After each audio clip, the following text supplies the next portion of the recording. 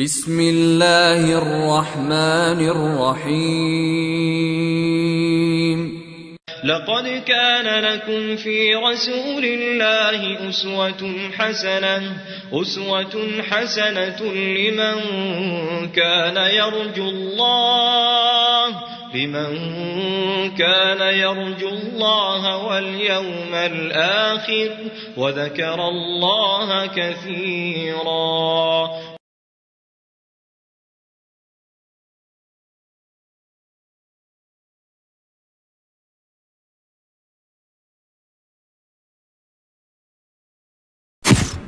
إن الحمد لله نحمده ونستعينه ونستغفره ونعوذ بالله من شرور أنفسنا ومن سيئات أعمالنا.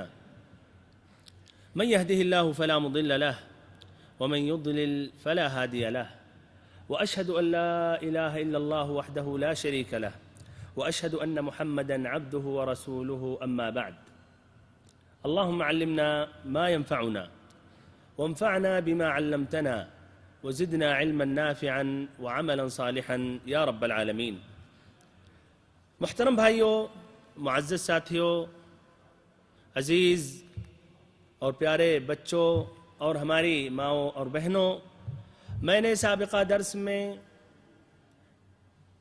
یثرب کے 6 سعادت مندوں، یثرب کے 6 خوش نصیبوں کا ذکر کیا تھا جنہوں نے موسم حج سن 11 نبوت میں نبی صلی اللہ علیہ وسلم سے اسلام قبول کیا. پھر بات آئی کہ مکمل 1 سال کے بعد، یعنی موسم حج سن 12 نبوت میں، ان 6 افراد میں سے 5 افراد اور مزید نئے 7 افراد مکہ حج کے لیے آئے اور انہوں نے نبی پاک صلی اللہ علیہ وسلم سے بیعت کی، جو مشہور اور معروف ہے سیرت میں بیعت عقبہ اولا. آپ صلی اللہ علیہ وسلم نے چند باتوں پر ان سے بیعت لی. سب سے پہلے اللہ تشرکوا باللہ شیئا ولا تسرقوا ولا تزنوا، اللہ تعالیٰ کے ساتھ شرک نہیں کرنا، ایسے ہی زنا نہیں کرنا، ایسے ہی چوری نہیں کرنا. بہرحال یہ بیعت مکمل ہونے کے بعد اور حج کا موسم ختم ہونے کے بعد نبی صلی اللہ علیہ وسلم نے ان کے ساتھ حضرت مصعب ابن عمیر رضی اللہ عنہ کو بھیجا. مصعب ابن عمیر رضی اللہ عنہ کی دعوت نہایت ہی کامیاب رہی. ان کے ذریعے بہت سے لوگ، بہت سی عورتیں نے اسلام قبول کیا.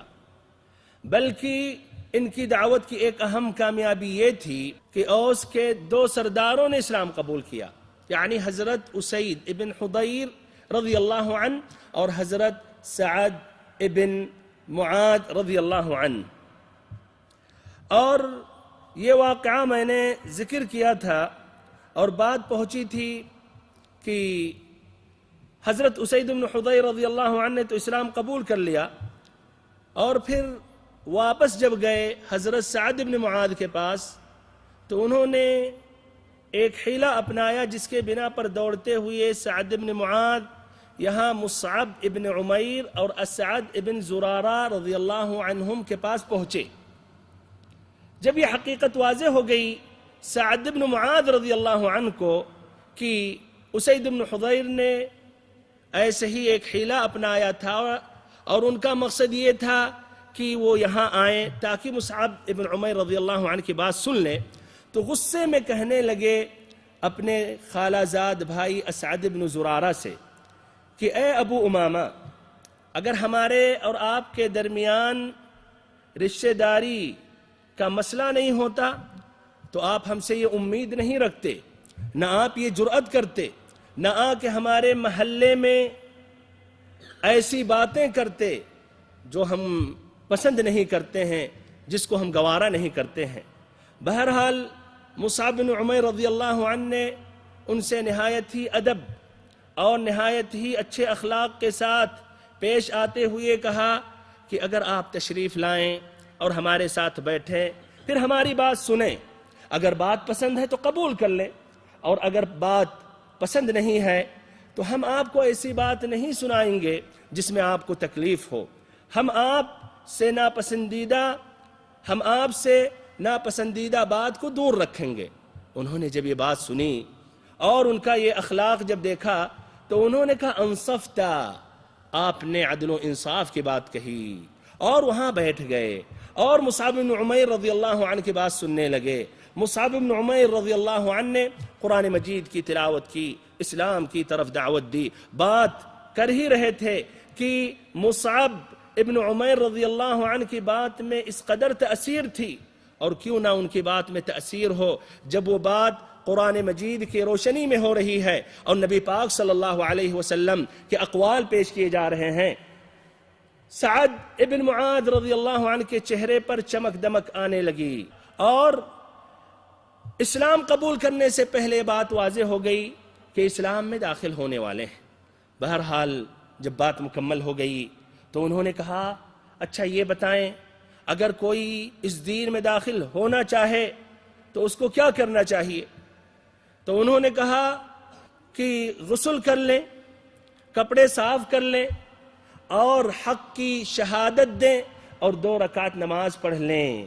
انہوں نے ایسا ہی کیا، اور پھر وہاں سے کھڑے ہو کر اپنے قوم کے طرف گئے، اور وہاں پہنچنے سے پہلے ان لوگوں نے کہا نحلف باللہ لقد رجع بغیر الوجہ الذی ذهب به، کہ ہم اللہ تعالیٰ کی قسم کھاتے ہوئے کہہ رہے ہیں کہ یہ سعد بن معاذ رضی اللہ عنہ وہ چہرہ لے کر نہیں آ رہے ہیں جو چہرہ لے کر گئے تھے، وہ چہرہ لے کر نہیں آ رہے ہیں جو چہرہ لے کر گئے تھے۔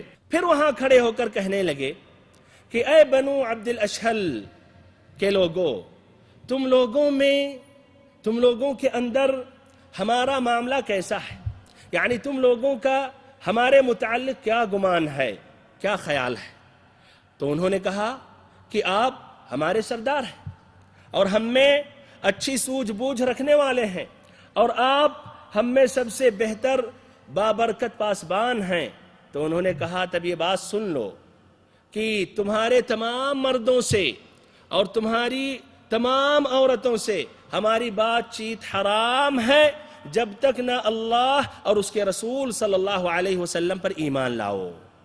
یہ بات کہ اتنی گہری اثر ہوئی، اس بات کا ایک گہرا وزن تھا کہ شام ہونے سے پہلے اس خاندان کے تمام افراد، تمام لوگوں نے، تمام عورتوں نے اسلام قبول کر لیا۔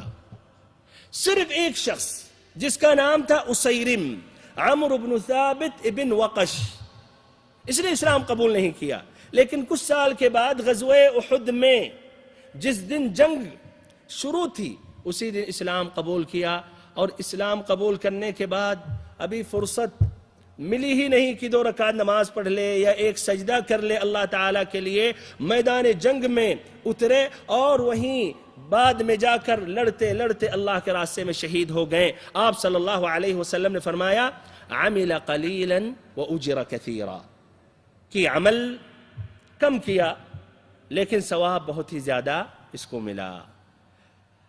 ایسے بھائیو، یہ دعوت میں مصعب بن عمیر رضی اللہ عنہ اسعد بن زرارہ رضی اللہ عنہ کے ساتھ سرگرم رہے، محنت کرتے رہے، اور بہت ہی کامیابیاں ملتی رہیں، یہاں تک کہ 1 سال کے اندر انصار میں، یثرب میں کوئی بھی گھر باقی نہ رہا جہاں چند افراد، جہاں چند مرد یا چند عورتوں نے اسلام نہ قبول کیا ہو، کوئی گھر باقی نہ رہا سوائے بنی امیہ بن زید اور خطمہ اور وائل کے مکانات باقی رہ گئے۔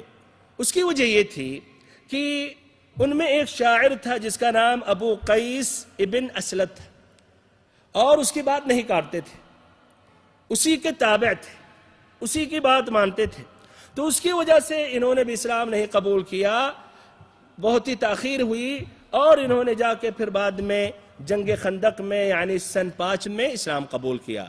بہرحال یہ مصعب ابن عمیر رضی اللہ عنہ کی یہ دعوت تھی جو نہایت کامیاب تھی۔ نئے موسم حج یعنی سن 13 نبوت سے پہلے مکہ واپس ہوئے، اور انہوں نے یہ بشارتیں نبی صلی اللہ علیہ وسلم کو سنائیں، اور ایسے ہی مدینہ کے حالات سے، مدینہ والوں کے حالات سے نبی پاک صلی اللہ علیہ وسلم کو انہوں نے آگاہ کیا۔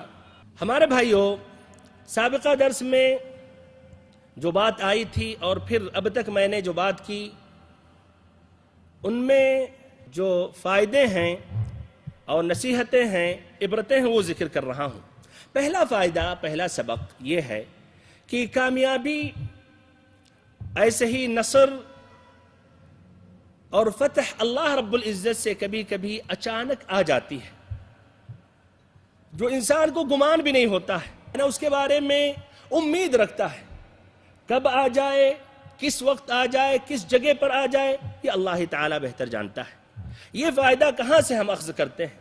اخذ کرتے ہیں جب آپ صلی اللہ علیہ وسلم منی میں گئے، قبائل عرب سے ملاقات کر کے اسلام کی دعوت پیش کرنے کے لیے۔ آپ کئی سال سے ان قبائل سے، مختلف افراد سے ملتے رہتے تھے۔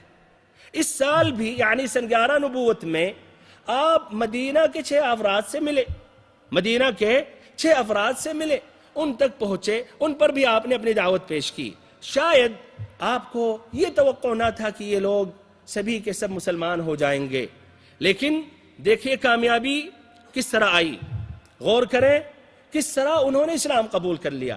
ایک ہی وقت میں فوراً ہی نبی پاک صلی اللہ علیہ وسلم نے اپنی بات مکمل کی کہ یہ 6 کے 6 سب نے اسلام قبول کر لیا، اور ایسے ہی نبی پاک صلی اللہ علیہ وسلم کے تابع ہو گئے، بلکہ اس کے بعد گئے اور اپنے دیار میں انہوں نے نبی پاک صلی اللہ علیہ وسلم کی دعوت کو پھیلایا، جس کے نتیجے میں دوسرے موسم حج میں یعنی سن 12 نبوت میں 12 افراد آئے۔ پھر 1 سال کے بعد یعنی سن 13 نبوت میں، اور انشاءاللہ یہ ذکر کرنے والا ہوں، یہ فوائد اور نصیحتیں ذکر کرنے کے بعد 75 آدمی، 73 مرد اور ایسے ہی 2 عورتیں آئیں۔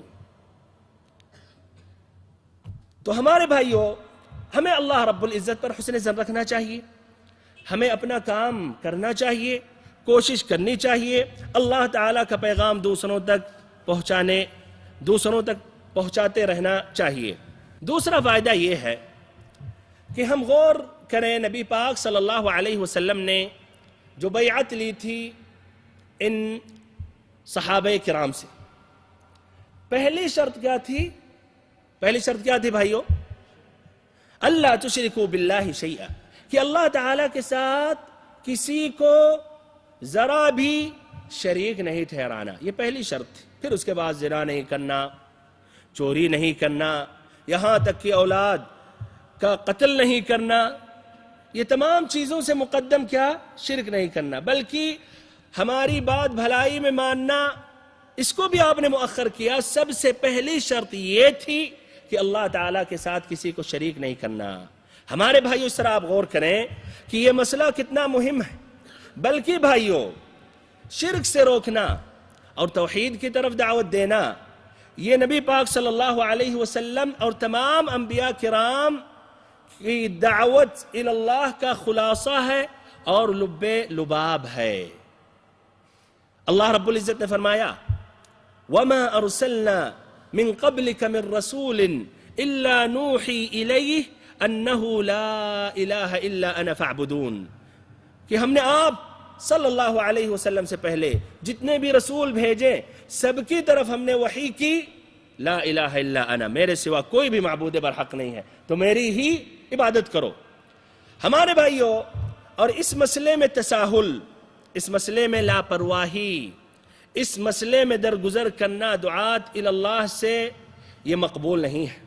اگر کوئی داعی اللہ تساہل اپنائے اس مسئلے میں اور توحید کی دعوت نہ دے اور شرک سے نہ روکے، بلکہ اور امور کو مقدم کرے، مثلا چوری سے لوگوں کو، یعنی چوری سے لوگوں کو متنفر کرے، یا ایسے ہی زنا سے، یا ایسے ہی اوامر میں سے نماز کی طرف دعوت دے، یا زکوٰۃ کی طرف دعوت دے، یا حج کی طرف دعوت دے، ہمارے بھائیوں، تو یہ تساہل مقبول نہیں ہے۔ ہمیں جاننا چاہیے سب سے اہم یہ ہے لا الہ الا اللہ، توحید کی طرف دعوت دینا اور شرک سے روکنا، بہت ہے ہمارے وہ بھائی جو کہتے ہیں یار اس سے اگر ہم شروع کریں گے تو اختلاف پیدا ہو جائے گا، اس سے لوگ منتشر ہو جائیں گے، ہماری بات نہیں مانیں گے، اسی لیے سب سے پہلے فضائل بیان کرو اور قصے کہانیاں سناؤ، لوگوں کو اپنے طرف راغب کرو، مسجدوں میں جمع کرو، پھر اس کے بعد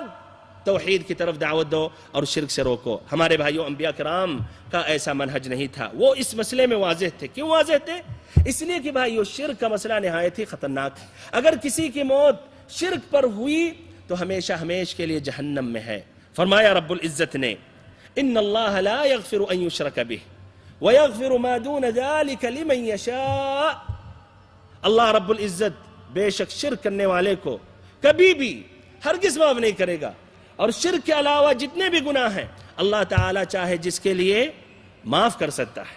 ایسے فرمایا رب العزت نے وَلَقَدْ أُوحِيَ إِلَيْكَ وَإِلَى الَّذِينَ مِن قَبْلِكَ لَئِنْ أَشْرَكْتَ لَيَحْبَطَنَّ عَمَلُكَ وَلَتَكُونَنَّ مِنَ الْخَاسِرِينَ۔ کہ اللہ کے نبی صلی اللہ علیہ وسلم، ہم نے آپ پر اس بات کی وحی کی جس طرح کہ آپ سے پہلے تمام ہم نے تمام انبیاء کرام پر ہم نے وحی کی تھی۔ اگر آپ نے شرک کیا، لئن اشرکت، اگر آپ نے شرک کیا، ہمارے بھائیوں یہ ممکن ہے کہ نبی پاک صلی اللہ علیہ وسلم شرک کرے؟ کیا رائے بھائیوں، ممکن ہے؟ نبوت سے پہلے نبی پاک صلی اللہ علیہ وسلم نے شرک نہیں کیا، آپ صلی اللہ علیہ وسلم کی اللہ نے حفاظت کی۔ نبوت سے پہلے بچپن سے لے کر نبوت تک اور نبوت کے بعد بدرجہ اولا، تو پھر آخر میں اللہ تعالیٰ کیوں کہہ رہا لئن اشرکتا؟ اس میں بھائیو ہمارے اور آپ کے لیے عبرت ہے، تأکید ہے کہ غور سے سن لو۔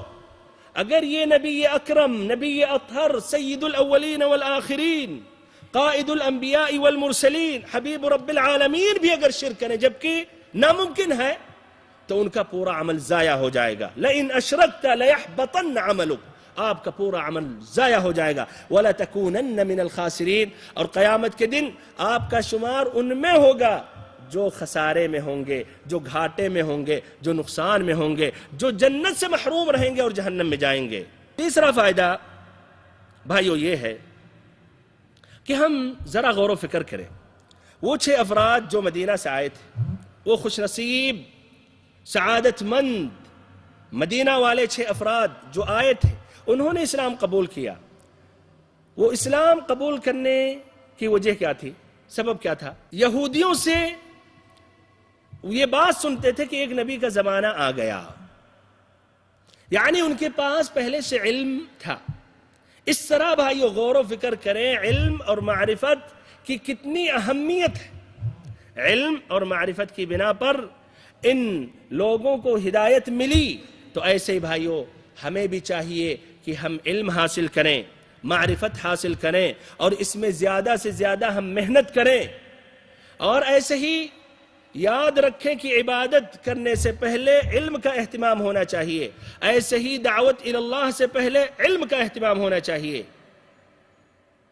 اور جو عبادت کرنا شروع کر دے گا اور اس کے پاس علم نہیں ہے تو ممکن ہے کہ غلط طریقے سے اللہ کی عبادت کر رہا ہو، اور جو دعوت اللہ کے میدان میں اتر جا رہا ہے اس کے پاس علم نہیں ہے تو ممکن ہے فائدے سے زیادہ نقصان پہنچائے۔ اور یہی مشاہدہ اور یہی ہم اور آپ دیکھ رہے ہیں اور سن رہے ہیں۔ حذیفہ بن الیمان رضی اللہ عنہ نے ایک شخص کو نماز پڑھتے ہوئے دیکھا، سوال کیا منذ متى وانت تصلی هكذا، کتنی سال سے آپ ایسے ہی نماز پڑھ رہے ہیں؟ تو کہا منذ 40 40 سال سے۔ کہا ما صلیت، تم نے نماز ہی نہیں پڑھی۔ وَإِنَّكَ إِن مِتَّ عَلَى هَذَا مِتَّ عَلَى غَيْرِ فِطْرَةِ النَّبِيِّ صلی اللہ علیہ وسلم، اور اگر تمہاری موت اسی پر واقع ہو جائے تو تمہاری موت نبی پاک صلی اللہ علیہ وسلم کی شریعت پر نہیں ہوگی۔ یہ مسند احمد اور نسائی کی روایت ہے، یہ امام احمد اور امام نسائی کی روایت ہے۔ چوتھا فائدہ، دین اسلام کی عظمت پر ذرا غور و فکر کریں۔ اوس و خزرج 120 سال سے آپس میں لڑ رہے تھے، جھگڑ رہے تھے، جنگیں ان کے درمیان قائم رہتی تھیں۔ کتنے سال سے؟ 120 سال سے۔ جبکہ اوس کے جو جد اعلیٰ اوس ہیں اور خزرج کے جو جد اعلیٰ تھے خزرج، یہ دونوں سگے بھائی تھے۔ 120 سال تک آپس میں متفق نہیں ہو سکے۔ سبحان اللہ، نبی پاک صلی اللہ علیہ وسلم کے دین میں جب داخل ہوئے تو ایسے ہی فوراً آپس میں اتفاق اور اتحاد پیدا ہو گیا۔ وہ دونوں فریق آپس میں بھائی بھائی ہو گئے۔ اللہ رب العزت نے فرمایا وَأَلَّفَ بَيْنَ قُلُوبِهِمْ لَوْ أَنفَقْتَ مَا فِي الْأَرْضِ جَمِيعًا مَا أَلَّفْتَ بَيْنَ قُلُوبِهِمْ وَلَكِنَّ اللَّهَ أَلَّفَ بَيْنَهُمْ إِنَّهُ عَزِيزٌ حَكِيمٌ، کہ اللہ رب العزت نے ان کے درمیان، ان صحابہ کرام کے دلوں میں الفت ڈالی ہے۔ اگر آپ صلی اللہ علیہ وسلم زمین میں جو کچھ ہے خرچ کر ڈالیں، لوگوں کو متفق کرنا چاہیں، لوگوں کے دلوں میں الفت ڈالنا چاہیں، تو آپ ایسا نہیں کر سکتے۔ وَلَكِنَّ اللَّهَ أَلَّفَ بَيْنَهُمْ، اللہ رب العزت نے یہ الفت ڈالی ہے۔ إِنَّهُ عَزِيزٌ حَكِيمٌ، وہ غالب حکمتوں والا ہے۔ ادھر بھائیو، تو یہ ہمیں سمجھنا چاہیے، جس طرح کی نبی پاک صلی اللہ علیہ وسلم کی شریعت نے اوس و خزرج کو متفق اور متحد کی، تو ایسے ہی یہی اسلام، یہی شریعت ابھی بھی قادر ہے، ابھی بھی قدرت رکھتی ہے، ابھی بھی استطاعت رکھتی ہے کہ تمام لوگوں کو متفق اور متحد کر دے۔ لیکن شرط یہ ہے کہ اس دین میں داخل ہو جائیں اور نبی پاک صلی اللہ علیہ وسلم کے اور نبی پاک صلی اللہ علیہ وسلم کی تعالیم، نبی پاک صلی اللہ علیہ وسلم کے فرمان کے مطابق فیصلہ آپ لے لیں۔ چھٹا فائدہ یہ ہے کہ بھائیو، ایک مسلمان کو چاہیے کہ جب اللہ تعالیٰ اس کو علم عطا کرے اور وہ جب ہدایت یافتہ ہو جائے تو دوسروں تک بھی یہ بات پہنچائے، یہ علم دوسروں تک بھی پہنچائے، یہ علم کو عام کرے، نہ کہ اپنے تک محدود کر کے اپنے تک رکھے۔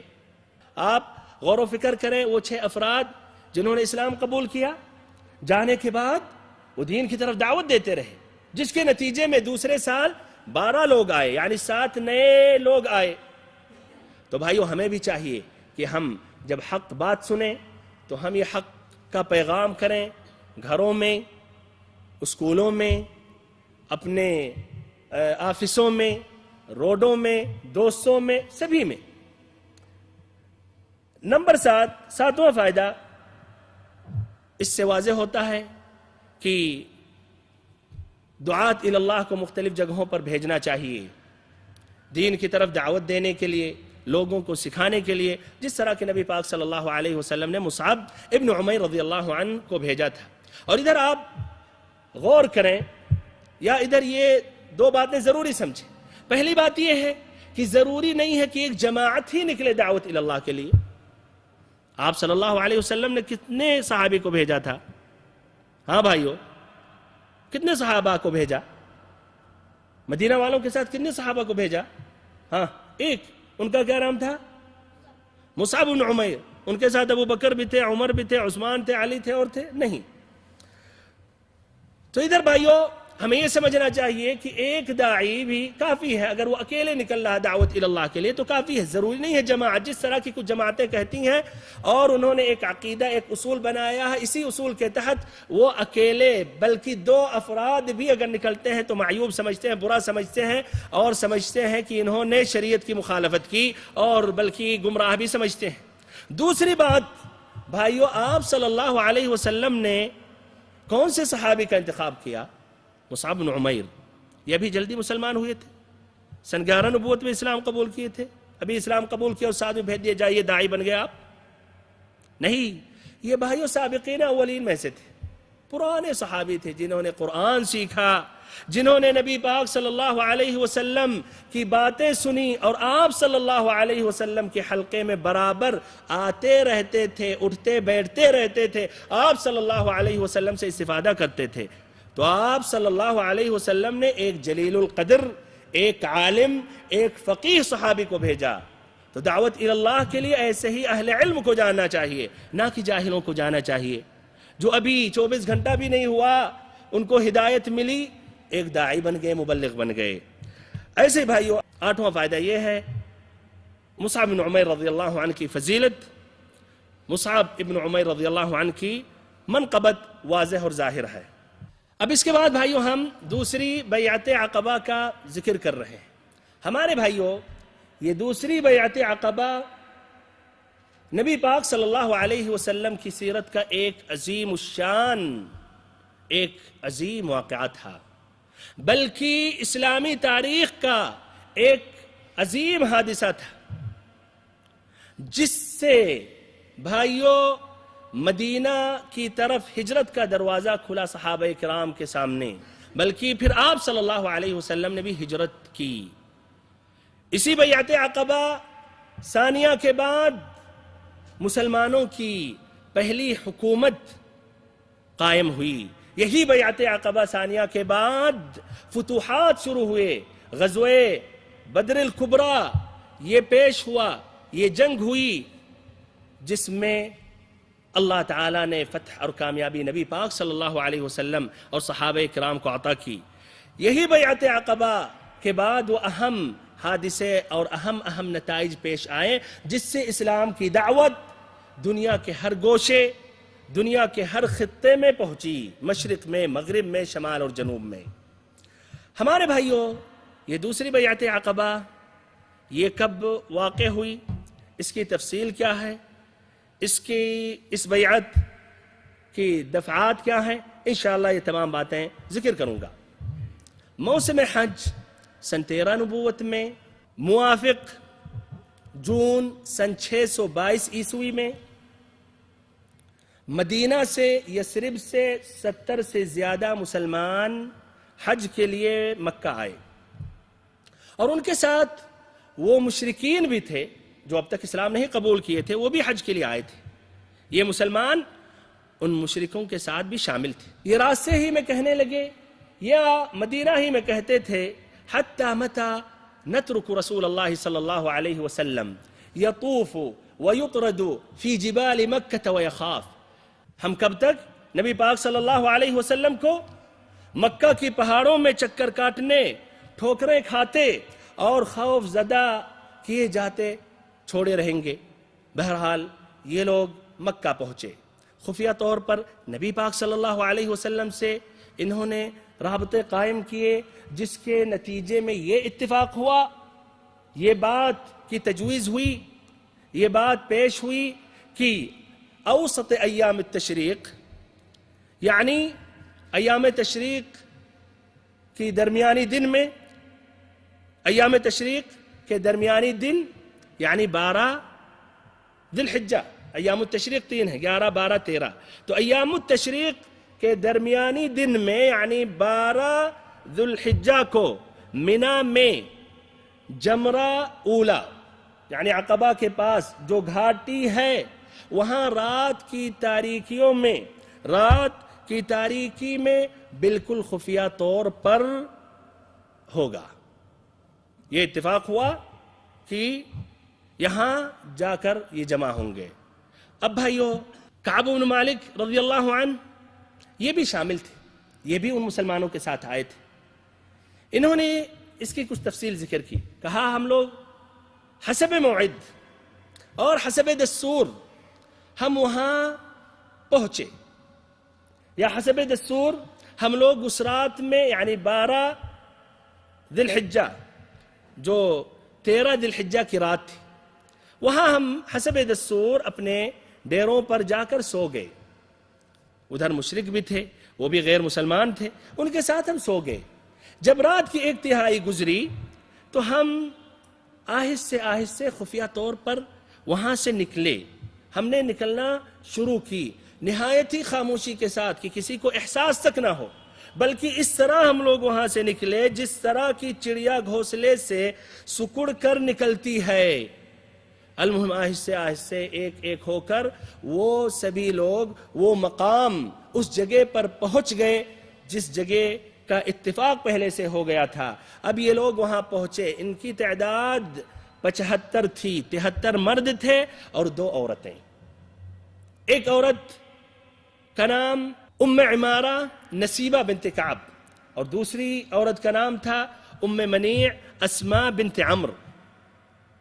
بہرحال وہاں بیٹھ کے کہنے لگے کہ ہم وہ لمحہ کا انتظار کرنے لگے، ہم وہ لمحہ کا انتظار کرنے لگے، نبی پاک صلی اللہ علیہ وسلم کا انتظار کرنے لگے۔ آخری میں وہ لمحہ آ بھی گیا اور آپ صلی اللہ علیہ وسلم اس جگہ پر پہنچے۔ آپ کے ساتھ آپ کے چچا العباس بن عبد المطلب بھی تھے۔ وہ اب تک مسلمان نہیں ہوئے تھے، اپنے قوم کی دین پر تھے، لیکن انہوں نے چاہا کہ اپنے بھتیجے کے اس معاملے میں موجود رہیں اور پختہ اطمینان حاصل کر لے نبی پاک صلی اللہ علیہ وسلم کے متعلق۔ اس لیے ایک اہم عہد و پیمان کی بات ہونے والی ہے، اور سب سے پہلے یہی العباس ابن عبد المطلب نے بات بھی کی۔ بہرحال مجلس مکمل ہو گئی تو دینی اور فوجی تعاون کے عہد و پیمان کو قطعی اور آخری شکل دینے کے لیے گفتگو کا آغاز ہوا۔ سب سے پہلے العباس ابن عبد المطلب نے بات کی، جو واضح طور پر یہ کہنا چاہ رہے تھے مدینہ والوں سے کہ تم لوگ یہ جو ذمہ داری لینے جا رہے ہو اور نبی پاک صلی اللہ علیہ وسلم سے عہد و پیمان کرنے جا رہے ہو، یہ بہت ہی خطرناک ذمہ داری ہے جو تم سبھی کے اوپر لاحق ہونے والی ہے، تو اس کے بارے میں اچھی طرح غور و فکر کرنے کے بعد ہی فیصلہ کرو۔ بہرحال انہوں نے یہ کہا کہ اے خزرج کے لوگوں، تم لوگ جانتے ہو محمد صلی اللہ علیہ وسلم کی حیثیت کیا ہے اپنی قوم میں، ہم ان کی حفاظت کر رہے ہیں اور ہم ان کی حمایت کر رہے ہیں، اور ایسے ہی یہ اپنے شہر میں قوت و عزت اور طاقت و حفاظت کے اندر ہیں، لیکن یہ خود آپ لوگوں کے ساتھ جانا چاہتے ہیں اور آپ لوگوں کو ترجیح دے رہے ہیں، بلکہ اس بات پر اصرار کر رہے ہیں۔ تو خیال رکھو، یاد رکھو کہ اگر تم لوگ اپنے عہد و پیمان میں پکے ہو کہ ان کا مکمل ساتھ دو گے، ان کی حمایت کرو گے، ان کی حفاظت کرو گے، اور ان کو ان کے دشمنوں کے ساتھ یا ان کے حوالے نہیں کرو گے، ان کو بچاؤ گے، تو پھر یہ تمہاری مرضی، تم نے یہ ذمہ داری لی ہے، اس کو پورا کرنا ہوگا۔ لیکن اگر یہ خیال ہے کہ کل ان کو چھوڑ دو گے، ساتھ نہیں دو گے، مدد نہیں کرو گے، یا آدھے راستے میں واپس ہو جاؤ گے، تو دیکھو ابھی سے عہد و پیمان نہ لو، ابھی سے ان کو چھوڑ دو، اس لیے کہ جو بھی ہے بہرحال یہ اپنے قوم میں عزت و حفاظت میں ہے۔ یہ بات ان کی مکمل ہوئی تو کعب بن مالک رضی اللہ عنہ نے کہا لقد سمعنا کلامک فتکلم یا رسول اللہ وخذ لنفسك ولربك منا ما شئت، کہ ہم نے آپ کی بات سن لی، اے اللہ کے نبی آپ اب گفتگو کریں اور جو چاہیں، جو پسند کر رہے ہیں اپنے لیے یا اپنے رب کے لیے، جو عہد و پیمان لینا چاہ رہے ہیں آپ لے لیں۔ اس بات سے بھائیو یہ واضح تھا کہ ان کے دل میں کس قدر نبی پاک صلی اللہ علیہ وسلم کے لیے محبت تھی، کس قدر وہ مصیبتوں کو جھیلنے کے لیے تیار تھے، کس قدر پرخطر نتائج کو جھیلنے کے لیے، اٹھانے کے لیے وہ بالکل مستعد تھے۔ بہرحال اس کے بعد بیعت کے دفعات بیان کیے گئے۔ مسند احمد میں یہ روایت ہے جو حضرت جابر رضی اللہ عنہ سے مروی ہے کہ ان باتوں پر اتفاق اور عہد و پیمان لیا گیا، یا دفعات اس بیعت کے یہ تھے: نمبر 1، چستی اور سستی میں ہر حال نبی پاک صلی اللہ علیہ وسلم کی بات مانو گے، بات سنو گے۔ نمبر 2، خوشحالی میں تنگی میں ہر حال میں مال خرچ کرو گے۔ نمبر 3، بھلائی کا حکم دو گے، برائیوں سے روکو گے۔ نمبر 4، اللہ کی راہ میں اٹھ کھڑے ہوگے اور اللہ کے معاملے میں کسی ملامت گر کی ملامت کی پرواہ نہ کرو گے۔ نمبر 5، جب نبی پاک صلی اللہ علیہ وسلم آپ کے پاس آ جائیں گے تو نبی پاک صلی اللہ علیہ وسلم کی مدد کرو گے، اور جس چیز سے اپنے اہل و عیال کی حفاظت کرتے ہو تو اس چیز سے نبی پاک صلی اللہ علیہ وسلم کی بھی حفاظت کرو گے۔ ایسے ہی ابن ہشام میں عبادہ رضی اللہ عنہ سے ایک جملے کا اور اضافہ ہے، ایک بند کا اور اضافہ ہے، اس میں یہ ہے کہ وَأَلَّا نُنَازِعَ الْأَمْرَ أَهْلَهُ، کہ اہل حکومت سے حکومت کے لیے نزاع نہ کریں گے، بغاوت نہیں کریں گے، حکومت نہیں چھینیں گے۔ بہرحال البراء بن معرور رضی اللہ عنہ نے نبی پاک صلی اللہ علیہ وسلم کے اس جملے پر جب آپ نے کہا کہ جب ہم آ جائیں گے تو ہماری مدد کرو گے، اور جس چیز سے اپنے اہل و عیال کی حفاظت کر رہے ہو اس چیز سے میری بھی حفاظت کرو گے، تو انہوں نے کہا نعم والذی بعثک بالحق نبیا لنمنعنک مما نمنع منہ ازرنا فبايعنا يا رسول الله فنحن والله أبناء الحرب وأهل الحلقة ورثناها كابرا عن كابر، کہ اس ذات کی قسم یا اس رب العزت کی قسم جس نے آپ صلی اللہ علیہ وسلم کو رسول برحق بنا کر بھیجا ہے، جس نے آپ صلی اللہ علیہ وسلم کو رسول برحق بنا کر بھیجا ہے، ہم آپ صلی اللہ علیہ وسلم کی اس چیز سے حفاظت کریں گے جس چیز سے اپنے اہل و عیال کی حفاظت کرتے ہیں۔ اے اللہ کے نبی، آپ بیعت کریں، ہم سے بیعت لے لیں، ہم جنگ کے بیٹے ہیں اور ہتھیار ہمارے کھلونے ہیں، ہماری یہی ریت باپ دادا سے چلی آ رہی ہے۔ یہ بات کر رہے تھے کہ ابو الہیثم المتیہان نے بات کاٹی اور کہا کہ اے اللہ کے نبی، یعنی ذرا ایک بات ہماری بھی سن لیں۔ ہمارے اور کچھ لوگوں میں اشارہ تھا یہودیوں کی طرف سے، اشارہ تھا یہودیوں کی طرف، کچھ عہد و پیمان کی رسیاں ہیں، کچھ اتفاق ہے، اور ہم ان رسیوں کو کاٹنے والے ہیں۔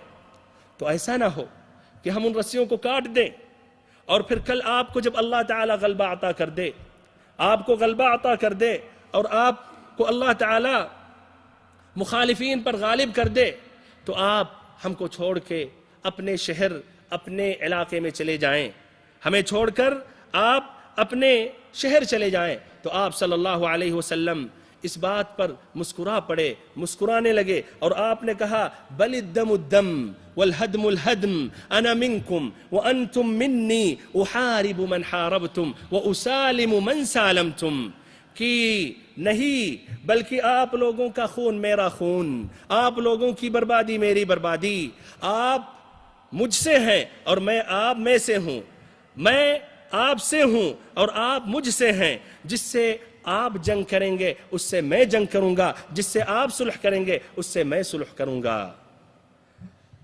ہمارے بھائیوں، مزید اس طرح تاکید ہو گئی کہ یہ مدینہ والے مکمل طور پر ساتھ دینے والے ہیں، بلکہ نبی صلی اللہ علیہ وسلم کی مکمل حفاظت کے لیے بالکل تیار ہیں، جان دینے کے لیے تیار ہیں، مال دینے کے لیے تیار ہیں۔ لیکن تب بھی دو اصحاب کرام، دو مدینہ والے جو 2 سال پہلے اسلام قبول کیے تھے، یعنی پہلی ملاقات میں، ایک عباس ابن عبادہ ابن نضلہ اور دوسرے اسعد ابن زرارہ، وہ مزید احتیاط کرتے ہوئے یہ بات کو مزید تأکید دلاتے ہوئے اپنی قوم کو انہوں نے کچھ باتیں رکھی یا کچھ وضاحت کی۔ ابن اسحاق روایت کرتے ہیں کہ جب لوگ بیعت کے لیے جمع ہو گئے تو حضرت عباس ابن عبادہ ابن نضلہ نے کہا کہ تم لوگ جانتے ہو کہ ان سے، اشارہ تھا نبی صلی اللہ علیہ وسلم کی طرف، کس بات پر بیعت کر رہے ہو؟ کیا تم لوگ جانتے ہو اچھی طرح کہ کس بات کے لیے ان سے بیعت کر رہے ہو؟ تو انہوں نے کہا جی ہاں۔ انہوں نے کہا انکم تبایعونہ علی حرب الاحمر والاسود من الناس، کہ تم لوگ ان سے ہر سیاہ اور ہر سرخ لوگوں سے جنگ کرنے کے لیے بیعت کر رہے ہو، تم لوگ ان سے سرخ اور سیاہ لوگوں سے جنگ پر بیعت کر رہے ہو۔ اگر تمہارا یہ خیال ہے کہ کل جب تمہارے مال کا صفایا ہو جائے گا، تمہارے اشراف قتل کیے جائیں گے، تو تم لوگ نبی صلی اللہ علیہ وسلم کا ساتھ چھوڑ دو گے، تو ایسا ہے کہ ابھی سے یہ چھوڑ دو، ورنہ اگر ایسا کرو گے، مال صفایا ہو جانے کے بعد، اشراف کے قتل ہو جانے کے بعد، اپنے ساتھ لے جانے کے بعد جب یہ کرو گے تو دنیا میں بھی رسوائی ہوگی، آخرت میں بھی رسوائی ہوگی۔ لیکن اگر تمہارا یہ خیال ہے کہ نبی پاک صلی اللہ علیہ وسلم کو اپنے ساتھ لے جانے کے بعد برداشت کرتے رہو گے، چاہے مال کا سفایا ہو جائے، چاہے مال کی بربادی ہو جائے، چاہے اشراف قتل کر دیے جائیں، تو کوئی پرواہ نہیں ہوگی، نبی پاک صلی اللہ علیہ وسلم کی مدد کرتے رہو گے، نبی پاک صلی اللہ علیہ وسلم کے ساتھ عہد کو پورا کرتے رہو گے، تو پھر اچھی بات ہے اپنے ساتھ نبی صلی اللہ علیہ وسلم کو لے جاؤ۔ یہ بات سننے کے بعد پوری قوم نے کہا فَإِنَّا نَأْخُذُهُ عَلَى مُصِيبَةِ الْأَمْوَالِ وَقَتْلِ الْأَشْرَافِ، ہم مال کی تباہی اور اشراف کے قتل کا خطرہ مول لے کر محمد صلی اللہ علیہ وسلم کو قبول کرتے ہیں۔ ہم مال کی تباہی اور اشراف کے قتل کا خطرہ مول لے کر نبی پاک صلی اللہ علیہ وسلم کو ہم قبول کر رہے ہیں، نبی پاک صلی اللہ علیہ وسلم کو ہم ترجیح دے رہے ہیں، نبی پاک صلی اللہ علیہ وسلم کو اپنے مال سے بھی زیادہ بہتر اور عزیز ہم سمجھ رہے ہیں، اپنے اشراف کو ان کے خاطر، ان کی محبت میں، ان کے لیے قتل کرنے کے لیے، قتل کروانے کے لیے اور ان کو قربان کرنے کے لیے ہم تیار ہیں۔ بہرحال اس طرح جابر رضی اللہ عنہ کی روایت ہے، یا ایسے ہی امام احمد کی روایت ہے کہ اسعد بن زرارہ نے بھی تقریباً یہی بات کی۔ اس کے بعد قوم نے کہا کہ اے اسعد بن زرارہ اپنا ہاتھ ہٹاؤ، اپنا ہاتھ ہٹاؤ اور ہمیں نبی پاک صلی اللہ علیہ وسلم سے بیعت کرنے دو۔ اللہ کی قسم ہم نبی پاک صلی اللہ علیہ وسلم سے بیعت کریں گے اور بیعت کو نہ چھوڑیں گے، نہ ایسے ہی ہم اس عہد و پیمان کو توڑیں گے۔ اس کے بعد سب سے پہلے اسعد بن زرارہ نے نبی پاک صلی اللہ علیہ وسلم سے بیعت کی، پھر ایسے ہی قوم کے ایک ایک فرد کھڑے ہوتے رہے اور نبی پاک صلی اللہ علیہ وسلم سے بیعت کرتے رہے۔ اس طرح سبھی نے نبی پاک صلی اللہ علیہ وسلم سے مصافحہ کیا اور آپ سے انہوں نے بیعت کی۔ البتہ رہی بات دو عورتوں کی، تو آپ صلی اللہ علیہ وسلم نے ان سے زبانی طور سے بیعت کی، زبانی طور سے ان سے بیعت لی، اس لیے کہ آپ صلی اللہ علیہ وسلم کسی بھی اجنبی عورت کو چھوتے نہیں تھے، جس طرح کی صحیح امام مسلم کی روایت ہے کہ نبی پاک صلی اللہ علیہ وسلم نے کسی اجنبی عورت سے مصافحہ نہیں کیا۔ بہرحال اس طرح بیعت مکمل ہو گئی۔ بیعت مکمل ہونے کے بعد نبی پاک صلی اللہ علیہ وسلم نے ان میں سے 12 لوگوں کا انتخاب کیا تاکہ وہ سربراہ رہیں۔ اس کی تفصیل، اس کی توضیح انشاءاللہ آئندہ ملاقات میں کروں گا۔ اللہ تعالیٰ سے آخری میں دعا کرتا ہوں کہ اللہ تعالیٰ ہم سبھی کو نبی پاک صلی اللہ علیہ وسلم کے سیدھے اور واضح راستے پر چلائے، ہم سبھی کو نبی پاک صلی اللہ علیہ وسلم کی سیرت مبارکہ مکمل طور پر سمجھنے کی توفیق دے، اور اس میں جو عبرتیں ہیں، نصیحتیں ہیں، جو فائدے ہیں، اس سے فائدہ حاصل کرنے کی توفیق دے۔ وصلی اللہ وسلم وبارک وانعم علی عبدک ورسولک محمد۔